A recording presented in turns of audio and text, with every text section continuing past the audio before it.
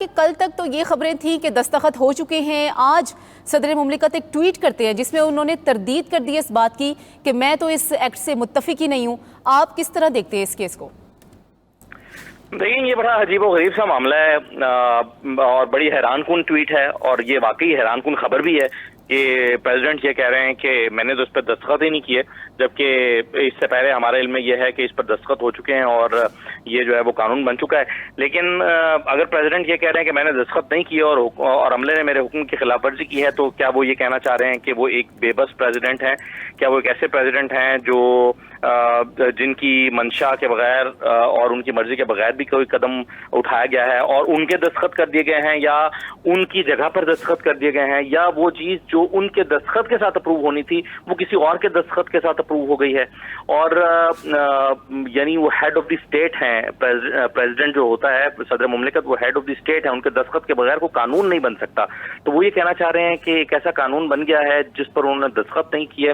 तो मेरा ख्याल है कि ये एक उन्होंने नया पेंडोरा बॉक्स खोल दिया है। यानी कोई ऐसा शख्स है जो कि प्रेसिडेंट से भी ज्यादा ताकतवर है और कोई ऐसा शख्स है कि जो उनकी मंशा और मर्जी के बगैर ये कानून नाफिजुल अमल करना चाहता है। और दूसरी बात यह है, फिर प्रेसिडेंट साहब को इन सवालों का जवाब भी देना पड़ेगा कि आखिर इस पर उन्होंने खामोशी देर से क्यों तोड़ी है। उसी वक्त जब ये खबरें सामने आई थी कि इस पर दस्तखत हुए हैं और प्रेसिडेंट की तरफ से साइन किए गए हैं, तो ये खामोशी उन्होंने उस वक्त क्यों नहीं तोड़ी थी? वो किस चीज का इंतजार कर रहे थे? क्या मसलहतन वो खामोश रहे हैं? क्या वो सोच रहे थे कि इस पर खामोशी इख्तियार करें, या फिर वो इस पर जो है वो अपना मौक़िफ़ दें? क्या उन्होंने सोचने के लिए वक्त लिया? क्या वो उसूली तौर पर उनको उसी वक्त सामने नहीं आ जाना चाहिए था? तो क्या जो है वो उनके पास ये ऑप्शन भी था कि वो कॉम्प्रोमाइज कर लें? तो बहुत सारे सवालात जो हैं वो जन्म ले रहे हैं सदर साहब की इस ट्वीट के बाद। और मेरा ख्याल है कि जो मुतल्लिका महकमे हैं या वो मुतल्लिका अमला है, जाहिर है उससे फिर पूछगछ होनी चाहिए और ये मामला अगर कैबिनेट डिवीजन के पास जाता है तो वहां से पता चलना चाहिए। बहरहाल मुतल्लिका इदारे, मुतल्लिका हल्के और मुतल्लिका जो महकमे हैं वो इस पर फिर अब जवाब देंगे कि ये आखिर मामला क्या हुआ है। लेकिन बहरहाल ये बहुत ही हैरानकुन चीज है और ये बहुत ही हैरानकुन क्लैरिफिकेशन है। और क्लैरिफिकेशन भी क्या, ये तो सदर साहब की तरफ से एक तरह का बेबसी का इजहार है। ठीक है, असदुल्ला साहब हमारे साथ ही मौजूद रहिएगा। हमें ज्वाइन किया है सीनियर एंकर पर्सन ज़मीर हैदर साहब ने। ज़मीर हैदर साहब, बताइएगा कि सदर मुमलिकत माफ़ी मांग रहे हैं और ये भी साथ कह रहे हैं कि मैंने इस पे साइन नहीं किया और ये बिल मंजूर हो जाएगा तो उन लोगों से माफ़ी मांगता हूँ जो इससे मुतासिर होंगे।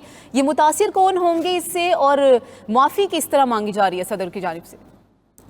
देखिए, ये बेसिकली तो दो ही मामला हैं। एक तो 9 मई और दूसरा ऑफिशियल सीक्रेट एक्ट जो आता है, वो तो मामला वही है जो साइफर वाला है और उसी के तहत FIA इन्वेस्टिगेट भी कर रहा है। शाह महमूद कुरैशी को भी, इमरान खान साहब को भी और बाकी लोगों को भी जो है वो जो भी इसमें थे साइफर के मामले में। तो ये दो बिल तो बेसिकली इन्हीं दो आप कह सकते हैं कि दे वर PTI स्पेसिफिक के 9 मई के हवाले से जिसके ऊपर कार्रवाई की जा रही है वो एक बिल है, आर्मी अमेंडमेंट बिल 2023, और दूसरा फिर जो है वो official secret act amendment bill 2023। अब दिलचस्प बात यह है कि अगर सदर साहब ने ये साइन नहीं किया तो वो टेक्निकली एज एन ऑर्डिनेंस तो हो सकता है, लेकिन वो बिल नहीं है, एक्ट नहीं है।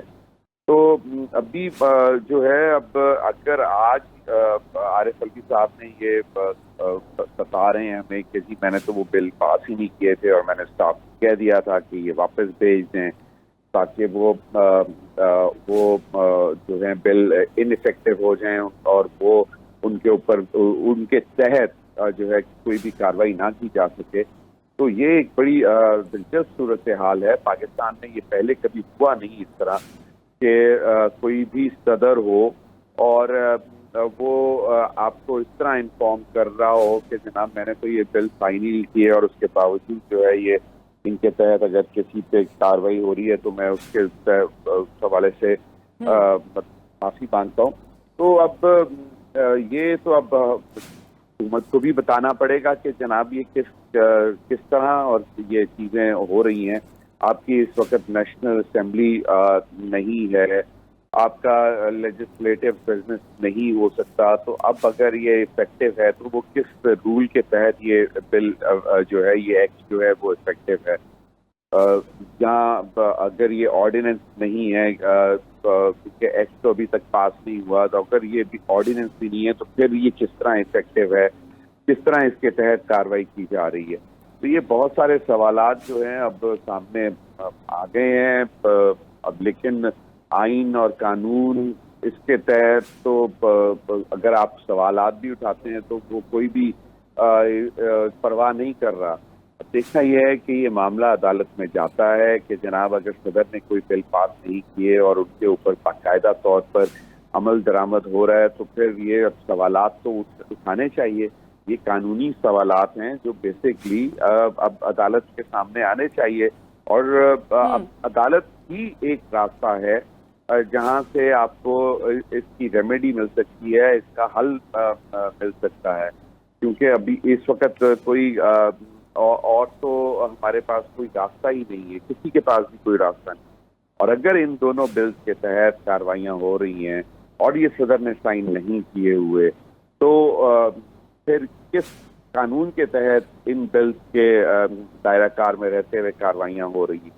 तो ये अब कानूनी माहिरीन को और आला अदलिया को हमें बताना पड़ेगा कि जी इन बिल्स की कानूनी हैसियत अब क्या है। जी ठीक है, ज़मीर साहब हमारे साथ ही मौजूद रहिएगा। असदुल्ला साहब से बात करते हैं। असद, ये हमें बताइएगा कि इस बिल पर अब कन्फ्यूजन या डेडलॉक आगे ऐसी सूरत हाल बन सकती है या कार्रवाई की जाएगी?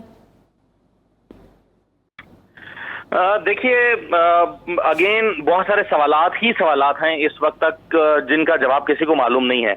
और शायद ये अपनी नौयत का बिल्कुल ही पहला और मुनफरिद वाकया होगा कि जिसमें सदर साहब इतनी बेबसी और लाचारी का इजहार कर रहे हैं और वो ये बता रहे हैं कौम को और माफी मांग रहे हैं कि मैंने इस पर दस्तखत नहीं किए। क्योंकि कल तक शायद सदर आरिफ अलवी साहब पर बहुत ज्यादा तनकीद भी हो रही थी सोशल मीडिया पर पीटीआई के लोगों की तरफ से कि शायद वो अपनी एक सदारत के लिए जो है वो पीटीआई से दगा कर रहे हैं।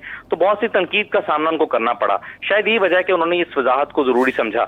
लेकिन सवाल अहम यह है कि सदर साहब खामोश क्यों थे? अगर ये बिल इम्प्लीमेंट नहीं हो सकता था और दस्तखत नहीं किए गए थे तो इसकी वजाहत उनकी जानिब से पहले क्यों नहीं आ गई और वो खामोशी उन्होंने क्यों इख्तियार कर की रखी थी? और क्या अगर उनको तनकीद का निशाना ना बनाया जाता जो कि पीटीआई के कारकुनों की तरफ से बनाया गया है तो क्या फिर वो अपनी जबान ना खोलते? क्या वो ये वजाहत ना करते? और क्या वो फिर माफी ना मांगते? तो बहुत सारे सवालात आरिफ अलवी साहब के हवाले से हैं। और अभी भी उन्होंने अपनी ट्वीट में ये तो कहा है कि महकमे के लोगों ने उनके अहकामात को पामाल किया और उनकी हुक्म के खिलाफ वर्जी की, लेकिन वो अभी भी मेंशन नहीं करना चाह रहे कि ये कहाँ हुआ, कैसे हुआ, कब हुआ, किसने किया और उनके इल्म में कब आया। और साथ ही साथ बहुत सारे सवालात सिस्टम के ऊपर भी उठ रहे हैं कि सिस्टम फिर कैसे चलता है और फिर सदर के दस्तखत की जरूरत ही क्या है और क्या ये महज एक ये जो निज़ाम बनाया गया है कि जिसमें कोई भी बिल जब मंजूर होता है सदर साहब उस पर दस्तखत करते हैं, अगर वो दस्तखत ना करें और उसको एज इट इज वापस भेज दें तो फिर एक तरीका कार मौजूद है, फिर आपको ज्वाइंट सेशन बुलाना होता है। ये सारे चीजें पहले से मौजूद हैं। लेकिन अगर ये नहीं हो रहा, इस पर अमल नहीं हो रहा तो क्या फिर सिस्टम एक मजाक है? तो मेरा ख्याल है कि इसने निज़ाम के ऊपर भी बहुत सारे सवालों को जन्म दिया है।